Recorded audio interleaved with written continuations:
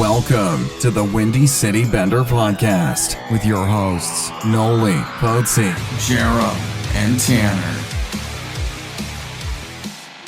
Welcome to episode 92, aka the Nylander of the Windy City Bender Podcast.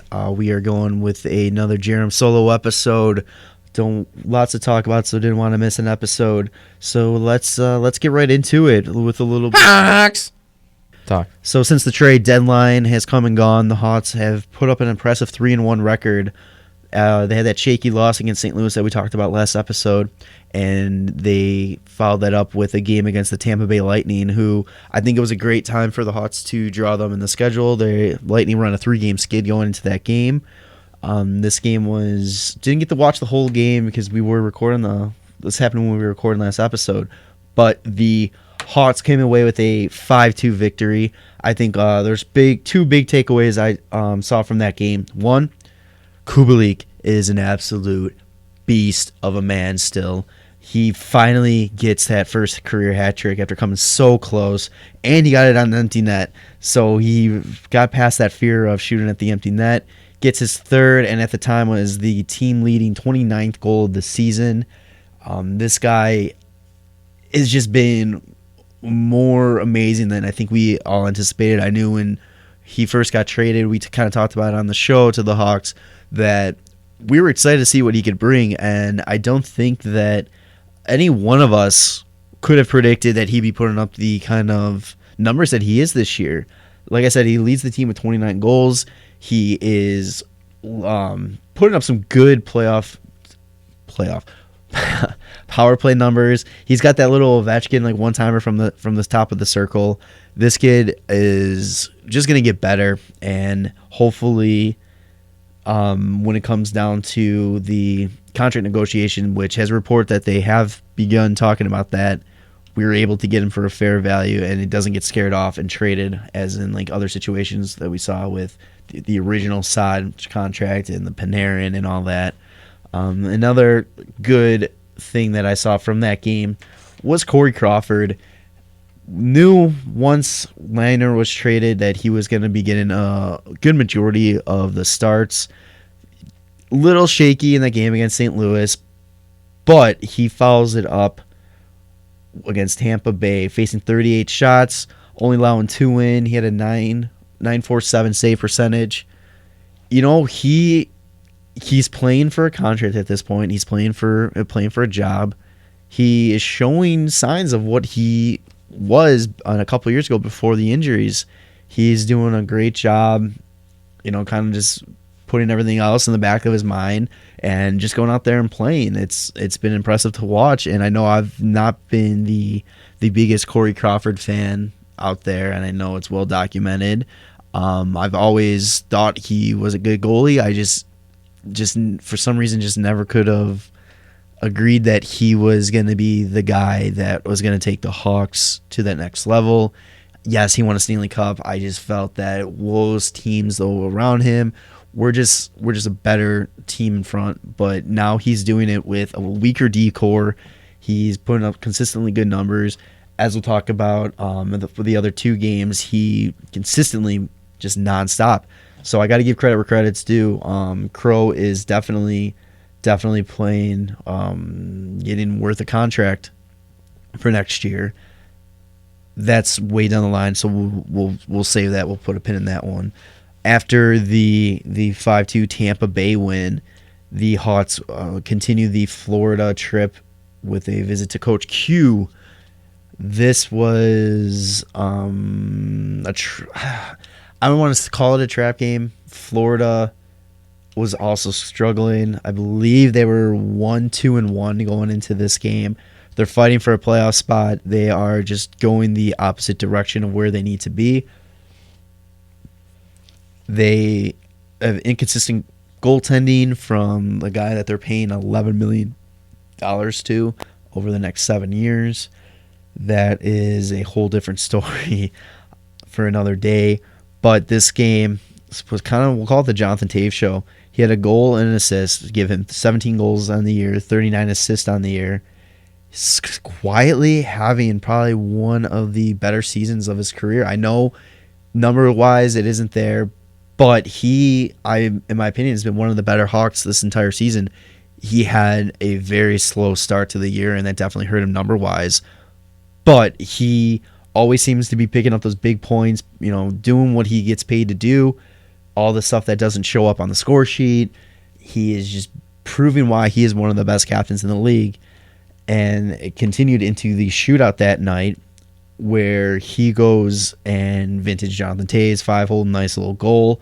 That gave him his 50th career shootout goal. He is 50 goals in 101 attempts. He's the first NHL player to reach the 50 goals in a shootout. That's pretty damn consistent considering some of the better shootout performers in the league. I believe Kane's got 44. So between Toews and Kane, there's 94 shootout goals. Kane also scored to give the Hawks the win in that shootout. But I still hate how, I always say this, and I feel like I always get shit for it. But, I mean, why doesn't Toews get put more in the conversation as a top 20 center? He got screwed the past couple of years on the NHL list. He always is coming up clutch. He just does not get the respect, and the Hawks aren't going to probably make the playoffs this year. So as he just continue going to get looked past for those lists, I don't know. But as I mentioned before, Crow, another solid game from him. He faced 40 shots, stopped 38 of them, had a .95 for save percentage. Again, Crow's being Crow. It is definitely a good time for him to be stepping up and get that paycheck. After that, they came back home after sweeping the Florida trip. Got a good 4 points on that, which is definitely needed this time of year. They come home to the Ducks, who have had better seasons on their books. They spanked the Ducks. They put up 6 on Gibson. Was it 6 on Gibson? Should have fucking remembered this. But anyway, this was what I thought was a perfect, as I'm calling it, a look into the future game. Boquist 2 assists, clearly his best game as an NHLer. Doc with 1 assist, and then absolutely filthy dangle, just absolutely walking the Ducks players. Start of a face-off in the defensive zone, he walks through, just absolutely does amazing puck protection. He's got that skill where he's able to open up anywhere on the, just open up, turn out, protect the puck, get through. Once he starts finishing these plays, holy fuck, look out. This kid is going to be something special, and I think a lot of these teams are going to wish that they had a Kirby Dach, and the fact that we were able to get him at number 3, while a lot of us weren't sure about it and all that, I think he has definitely proven us all wrong, that he belongs on this team, and he's going to be a huge part of this team's future. Speaking of the younger players, Nylander had a goal and an assist as well. As his assist was an absolute Phil sauce pass over to Kaner, who had a goal and assist on the night as well. Kaner, 29 goals on the year, ties Kubalik for the team lead. An assist gives him 51. So quietly, 80-point season for Kaner. He's going to clearly be another average of at least a point per game season for him. Corey Crawford, again, absolutely stellar. Faced 39 shots, turned 37 away for a .949 save percentage. A lot of good over those last 3 games. Oh yeah, and a little tidbit to make everybody feel old. On the first Hawks goal, Kajula put it away with assists from Boquist and Kirby Dach. That was the first goal in NHL history where 2 players that were born in the year 2000 or later had a factor on the same goal. So I feel old as shit. The young kids are officially coming in and they're going to slowly take over. I think that's going to be a combo that we're going to be hearing a lot of, you're going to be seeing the Kirby Doc to Adam Boquist or vice versa and all that, a lot coming up in the next couple of years. But as I was saying, there is a lot of good to take away from those 3 games. Just, bearing down, getting an effort from a little bit of everybody. Saad had a goal in the, I want to say, the Florida game. Taze is just looking good. Kajula, when he's healthy, man, he is going to be an absolute force for this team. So leaving out of those 3 games, picking up a solid 6 points. They're still 6 points out of the playoffs. Let's have a talk here real quick. Playoffs are not going to happen this year. Crazier things have happened, and I really, truly hope I will be eating my words come April. But as of Thursday, Hockey Reference have given the Hawks a 9.6% chance of making the playoffs. They are going to need to go on an absolute miracle run to make the playoffs this year. I'm looking at the standings right now. I am pretty much don't even look at a division spot. The Hawks currently sit at 68 points. The last division spot is Dallas at 82 points. St. Louis is in the lead with 90, followed by Colorado with 88. Those aren't being touched. Then you have to look at the wild card. Vancouver at 74 points and Winnipeg at 74 points. Both those teams could fall off. They realistically could. Vancouver is dealing with some injuries. Winnipeg, they're a freak right now. I mean, there's no reason why anybody should be they should be doing as good as they are.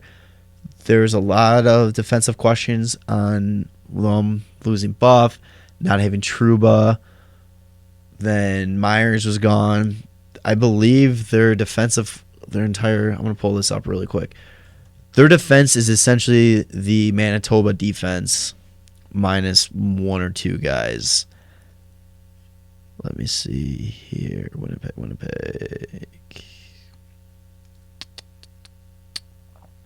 I love how I can never find these on Cap Friendly when I absolutely need them. Winnipeg Jets. Okay. So right now they are currently paying $14 million. Okay, they're not. It's $14 million on the back end. It's a bunch of guys. It's a lot of minor leaguers, young guys. I mean, their D-core is young. Their oldest defenseman right now is 29 years old. The youngest is 23. They're going to be a great team. They're going to be a solid team. Hellebuck's going to be good. I don't think they can keep up what they're doing right now, though, to make the playoffs. Then you look at the teams in front of the Hawks. You have Nashville right in front of them with 72 points. Minnesota with 73 points. And Arizona's technically tied for the last wildcard spot with 74 points. I truly think Arizona's going to sneak in. I think Minnesota is not going to. They are 6-3-1 their last 10, but I think they're still going to be. They're going to be playing 500 hockey. They're going to do enough just to stay in front of the Hawks. Same thing with Nashville. Don't know what Nashville is either. It's kind of a really disappointing season for them. They've lost 3 in a row. They're currently on 10 in their last 10 games. They're 5-4-1. Basically, what I'm saying is there is a lot of teams that need to lose in order for the Hawks to make the playoffs. The Hawks have an extremely tough schedule too, going into the last month and a half of the season. They have tonight, as I'm recording this, they're playing Edmonton. Then they go to Detroit, which in theory should be 2 points, but you know how that usually goes. They have St. Louis, Washington, 2 against Minnesota, which will be huge. Buffalo, then against Minnesota. Then they got Pittsburgh, Dallas, the Kings, and Montreal. Then they wrap the season up with the New York teams at the Island and the Rangers. A lot of these teams are fighting for their playoff lives. A lot of the teams have nothing to play for, so they can just play spoiler. It's going to be a really big toss-up on what the Hawks can do it's essentially there. I mean, the playoffs are in their hands. They have to go on an absolute tear. They have to treat every game like it's Game 7. They probably need to win. Probably can only afford 3-4 losses the rest of the way. Like I said, I hope I'm wrong. I truly do. But I just don't see playoffs happening this year for this team. Now, I say that, and people might take that as I don't believe in this team. I don't like this team. I love this team. I think this has got one of the best framework for what can possibly be another dynasty for Chicago hockey. You're still going to have Kane and Taves be Kane and Taves. You have Saad. You have Caggiula, who looks great. I mean, the offense. I absolutely love the fucking offense on this team. Caggiula, Carpenter is absolutely unreal and was an absolutely amazing steal of a signing. Well done, Bowman. I will give you that. DeBrinket's going to turn it back up. He is having just an off year. There's no way in hell that keeps up for the rest of his career. He will be back next year stronger, and he will be bearing all those goals that he couldn't get this year. He's going to get them next year. David Camp is a very solid player. Kubalik is an absolute beast. He's a monster. He is secretly one of the best pieces on this team. And as I mentioned earlier, they're talking. Apparently, Bowman and his agents are talking, and I truly, truly hope they get something locked down. Shit, I don't know what you can give him, what he can truly ask for. Given only one season in the NHL, so hopefully we got that in our side. Just like I mentioned, Saad, Strom's gonna bounce back, I think, and as bad as it sounds, it's probably better for us that he had this off season, especially when he's having a contract year coming up this off season, so he needs to figure out what he's going to be willing to take to stay in Chicago. If he truly believes in this team and he truly believes playing with DeBrincat is the best for his career, which I think it is, I'm hoping that he'll take a little bit of a discount, maybe even do an extension, a bridge deal to really help this team out. That would be amazing. But what I truly want to talk about this when I say this is for all the fans out there who may have came on after 2010. I'm not calling you bandwagoners. I'm just saying it's a fair assumption that majority of a good chunk of the Hawk fans now are new. They've fell in love with this team during the last 10 years. This is the first time that they're truly facing any bad times. As far as they've known the Hawks, they've been winners. Well, it's interesting to see the reaction now that the Hawks aren't just an absolute dominant force that they once were. To you guys who have never experienced this, my main thing to say to you guys is be patient. Stick it out. Deal with the bad. Remember the feeling of the good. Eat and just drink the feeling of the bad of the season. And just imagine that you've been to the highest possible part for the Hawks with the Stanley Cups. You're starting to see some of the low. It's not as bad as it was in the 90s, trust me. You would not even believe how bad the Hawks were in the 90s, early 2000s. Late 90s, early 2000s. Once the Hawks figure this out, which they're going to, and I'll explain that in a second. Once they start winning again, there's nothing better than a comeback story. There's nothing better than the absolute joy of seeing your favorite team struggle so much. And I say it's like they've been losing for years. It's been 3 years, so I guess it's enough.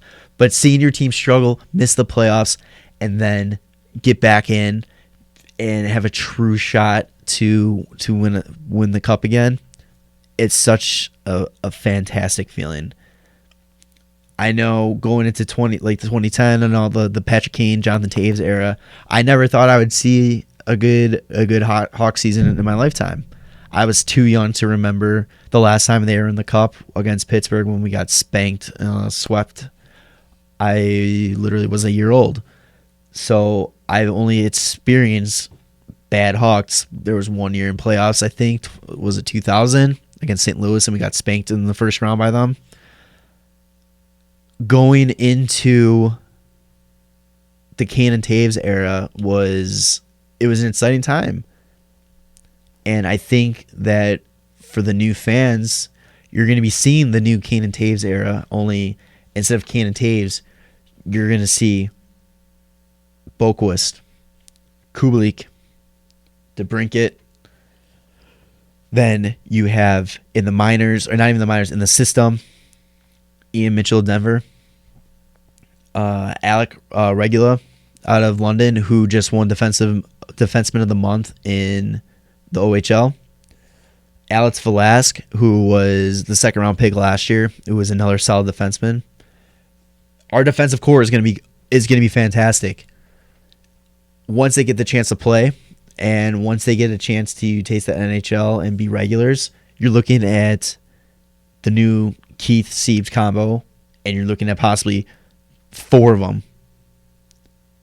Mitchell, Regula, Velasque, Boquist, Bowden. Hopefully that's all right. I mean, our defensive, we have a defensive logjam.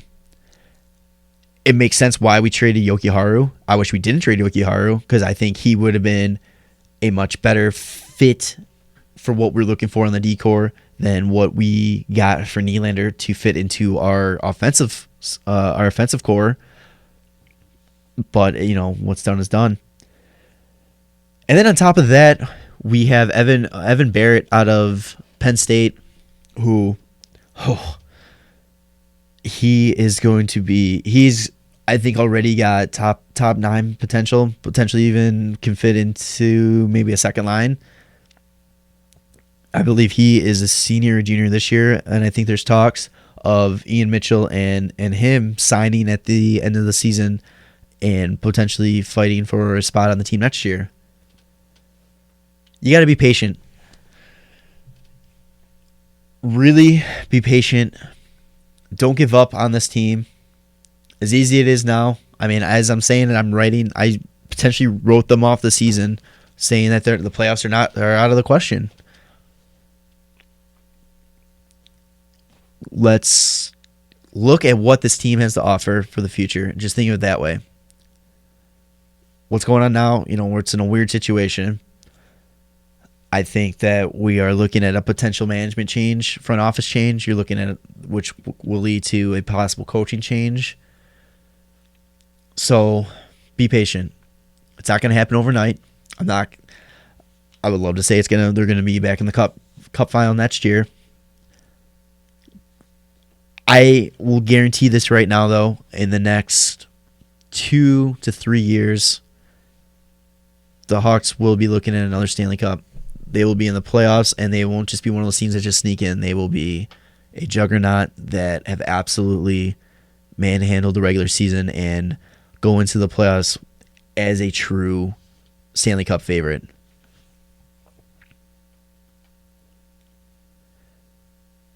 So, like I said, they're playing Edmonton right now. They get to see McDavid and Draisaitl, who are fucking damn cheat codes. So that's kind of about it for Hawks talk. The only other really thing that I saw going on in the news right now for the Hawks, Kevin Lankinen, who was playing goaltender for the Rockford Ice Hogs, who also could be another fit for this future. I think he's a great goalie. He's a young kid. He's got a great shot. He's out 5 to 6 months after having shoulder surgery. So he will hopefully be ready in time for training camp. It'll be interesting to see what they do in the goaltending position and if he's going to get a fair shot or not. I don't know. I'm truly excited for the future. It might not seem like it. There's good times ahead, and I can't wait. And you guys should all be pumped for it too. So let's move over to some NHL talk. Not too much to talk about. During the GM meetings happened this past week, there's a couple things talked about. They are voted to potentially change the offsides rule. Now, if I'm reading it correctly, right now the rule is you have to have your foot on the ice. You can straddle the blue, but the foot's got to be down on the ice. They are voting to say that it does not have to be on the ice. I believe. I mean, I'm probably wrong. If I am, go ahead, fucking chirp me for it. They mentioned that starting in the playoffs, they are going to be doing the puck tracker and the jersey tracker. Kind of what if you watch the All-Star game, you see basically showing, ice time. They're able to pull up ice time on the players. You can see player speed. Puck will be able to have that little trail. I'm okay with it. I think it's kind of cool to give you more information about what's going on. A little different stats that you wouldn't normally see. My main issue with it is I hope that it's not as obnoxiously thrown out on the screen as it was during the All-Star game. I think that was just way too much overkill, just so much on the screen unnecessarily, especially in playoff hockey. You don't want to see that stuff. You want to watch the game. You want to see what's going on, and I just think having who's on the ice for every single thing plus all these little stuff popping up it's just not what the game needs, and hopefully they kind of save it or use it at minimal as possible. Another thing that was announced is that the salary cap next year could go up to as high as an additional $7 million. They said that the range it could be is anywhere between 84 and 88.5 million, which would be very helpful for a lot of teams. They're also looking at possibly announcing the salary cap 2 years in advance. So you would hear next year's salary cap followed by the following season, in hopes that this will help teams be able to prepare a little bit better. I'm kind of iffy on that one. Doesn't really matter. I mean, it's nice to kind of know that, but at the same time, I don't know. I guess that's actually not that bad. Now that I talk myself into it, I actually don't mind that one too much. So let's. All that also comes down to negotiation with the player, the NHLPA. It usually based on if the players are going to allow the escrow, all that kind of stuff. So that will probably come out. Usually it comes around the draft time. I believe it goes. I think they usually do it like a week before the draft. Last year was a little bit later. So, but definitely, obviously, before free agency starts, we will know that number. Keep your fingers crossed for that 88.5 million. Another scary moment happened the other night in the New York Islanders games. Boychuk accidentally got a skate to the face, cut up, hit his eye. It looked like it ripped his eye. He got off the ice immediately. The next day it was announced that he had 90 stitches to seal up his eyelid, and that his eye was fine. Didn't even touch the eye. That right there is absolutely terrifying. That 90 stitches to do that. But it's also really, really amazing that it's a miracle that he didn't have any eye damage. So I'm sure he wanted to play right away. He had a very hilarious tweet thanking everybody for all the love and support and well wishes. And he was saying that sorry it took so long for him to tweet it out. His phone's face recognition wasn't working because of it.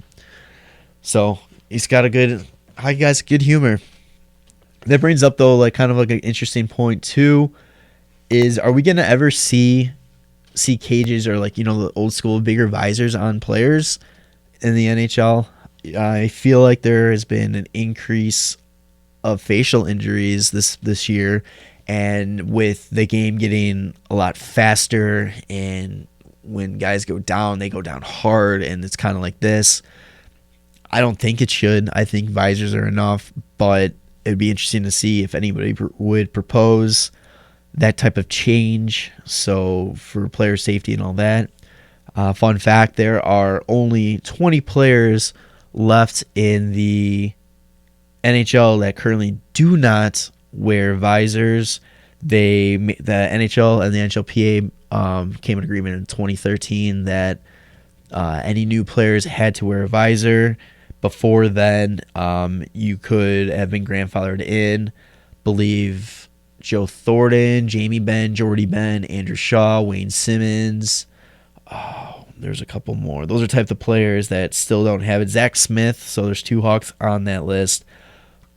Kind of holding out, and you got to kind of wonder if they see this stuff and if it's going to kind of make them second guess it and switch over to the protection.